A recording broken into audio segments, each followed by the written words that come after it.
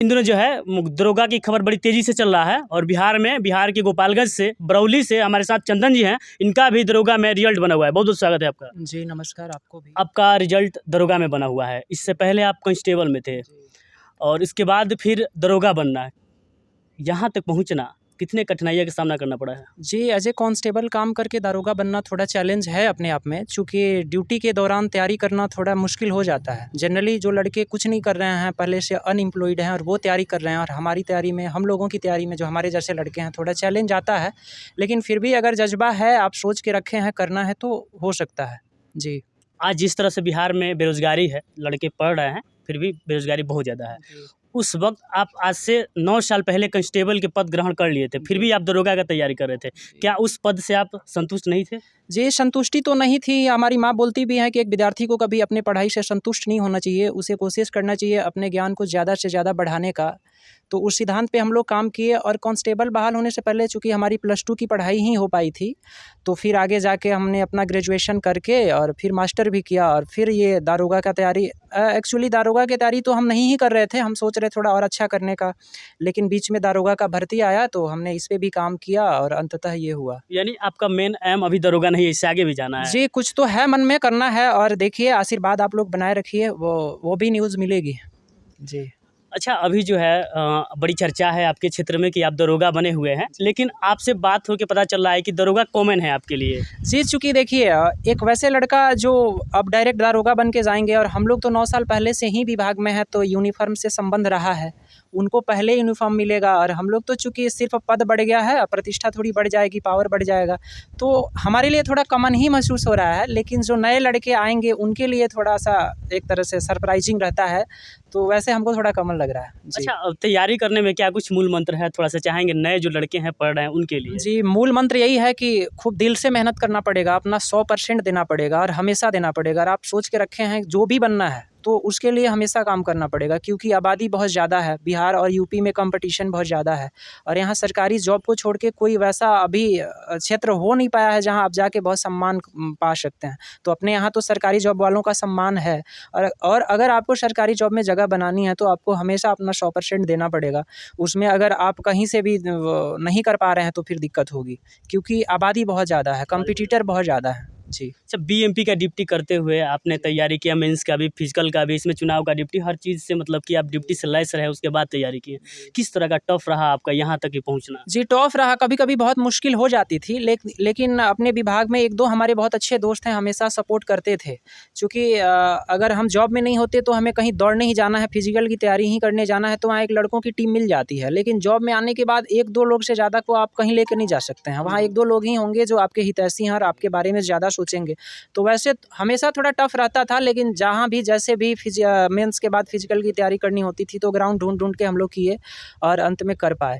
और थोड़ी अंदर से हिम्मत होती थी कि 9 साल पहले हम लोग सिपाही का एग्ज़ाम कर लिए थे, फिजिकल दे लिए थे, तो ये तो दारोगा का है। चूँकि सिपाही के तुलना में थोड़ा दारोगा का जो फिजिकल होता है, ये ईज़ी होता है। नहीं, ईज़ी होता है। जी, अब समय ऐसा नहीं रहा है कि आपको दिल्ली और पटना जाने और इलाहाबाद की ज़रूरत है। अब तो डिजिटल क्रांति आई हुई है। आप घर बैठे भी अच्छे-अच्छे बैच में सब्सक्रिप्शन लेके तैयारी कर सकते हैं। और हमारी नज़र में कुछ अब ऐसे भी लड़के हैं जो पहले पटना रहे, तैयारी किए, और अब अपने घर पे ही अच्छी व्यवस्था करके घर पे ही सेटल हो गए हैं। चूँकि अब ज़रूरत नहीं है बड़े-बड़े कोचिंग संस्थान में जाके ऑफलाइन पढ़ने की। अगर आपकी बेसिक ठीक है, तो अब आप घर पे बैठे भी अपना टाइम देके तैयारी कर सकते हैं किसी भी एग्ज़ाम के। और अब तो देखते होंगे आए दिन रिजल्ट आता है यूपीएससी, बीपीएससी का भी, तो उसमें भी लोग बोलने लगे हैं कि हमने घर पे ही सेल्फ स्टडी से तैयारी किया। सिर्फ ऑनलाइन कोचिंग का थोड़ा बहुत मदद ले लिया, और फिर वैसे लोग करते हैं। तो अब ज़रूरत नहीं है कि आप पटना से ही, दिल्ली से ही, इलाहाबाद से ही तैयारी करेंगे तो होगा। अब घर पे भी रह के कर सकते हैं। यानी आप भी दरोगा बने हैं तो कहीं न कहीं सब्सक्रिप्शन लेके ही बने हैं। जी, हमने ऑनलाइन कोचिंग का सहारा लिया है, सब्सक्रिप्शन लिया है। हमारी सीरियस तैयारी 2019-20 से शुरू हुई है। 3-4 साल की अवधि में हमने अपने आप को ठीक किया है, और फिर आगे भी पढ़ाई जारी ही रहेगी। लेकिन वही, अब ज़रूरत नहीं है कि आप पटना जाइए, वहाँ पे आप अपना रूम लीजिए, फिर रेंटर बन के रहिए, फिर कोचिंग में जाइए, पढ़िए तो ही होगा। अब आप घर से भी कर सकते हैं। अच्छा, मतलब कि दरोगा आप बन गए। दरोगा एक पद शुरू से ही मतलब कि एक दरोगा को बिहार में गलत नज़र से देखा जाता है। आगे वाले आपके क्या मतलब आने वाले समय में आप तो रहे हैं देखिए, बीएमपी। दारोगा का पद ऐसा है, वो इतने प्रेशर के अंदर काम करना रहता है कि सामान्य इंसान भी गलती करेगा, और चूँकि इमेज बनी हुई है पुलिस की थोड़ी ऐसी कि घूस लेती है, ऐसा कुछ है नहीं। और सारे भी विभाग हैं पुलिस के करप्शन में, अगर पुलिस वालों को रैंक देखा जाए तो बहुत बाद में आता है, और सारे विभाग तो बहुत ही ज़्यादा रिश्वत लेते हैं। लेकिन पुलिस को चूँकि पब्लिक के बीच में रहनी है, आपके हमारे बीच में रहनी है, काम वहीं करनी है, तो अगर एक पुलिस वाले वैसा कुछ कर रहे हैं तो बदनाम सारे हो जाते हैं। लेकिन दारोगा का एक पद जो है वो अपने आप में एक सम्मानजनक पद है, उसको बहुत प्रेशर के अंदर रह के काम करना पड़ता है, पॉलिटिकल प्रेशर, अपने विभाग का भी प्रेशर है। तो वैसे में अगर गलती भी हो जाए तो वो उसको उतना वो नहीं करना चाहिए, गलती सबसे होती है। और पुलिस के प्रति जनता में भी जो इतनी नेगेटिव थॉट भरी हुई है कि घूसखोर है, ऐसा वैसा, ऐसा कुछ होता नहीं है। अगर एक पुलिस का मर्म जानना है तो अगर किसी ऐसी परिवार में जहाँ एक पुलिस वाले हैं, उस परिवार से हैं, तो वो फैमिली थोड़ा बढ़िया तरीके से उस पुलिस के मर्म को समझती है। जी, तो इतनी नकारात्मक थॉट पुलिस के बारे में हम आग्रह करेंगे कि कोई ना बनाए। जी, गांव माहौल में पूरा आप दरोगा बन गए हैं, चर्चा बन गया होगा, रिलेशन में भी पूरा चर्चा चल रहा होगा। शादी उदी हुआ है आपका? जी, शादी नहीं हुई है और चर्चा तो चल रही है, और अपने यहाँ तो बहुत ज़्यादा चल रही है, चूँकि नौकरी और भी है, पद और भी हैं, उसमें तो पैसे भी ज़्यादा हैं। लेकिन एक दरोगा अपने आप में थोड़ी विशिष्ट पद हो जाता है, तो गाँव जवार में चर्चा की विषय बन गया है। बिहार में खास तौर पे दहेज प्रथा बंद है, लेकिन जब दरोगा बन जाने के बाद रिलेटिव लोग का जो है एक अलग मन में पैदा हो जाता है कि अगला का शादी होगा तो भाई ज़्यादा दहेज मिलेगा, इस तरह का। तो इसमें आपका सोच कहाँ तक है? जी, देखिए, दहेज बुरी बात है, और अगर कोई भी दरोगा ही नहीं, आप किसी भी पद को प्राप्त करें तो कोशिश करें कि दहेज को इग्नोर करें, और ये अच्छी बात नहीं है, ये एक कुरीति है और हमेशा के लिए कुरीति रहेगी।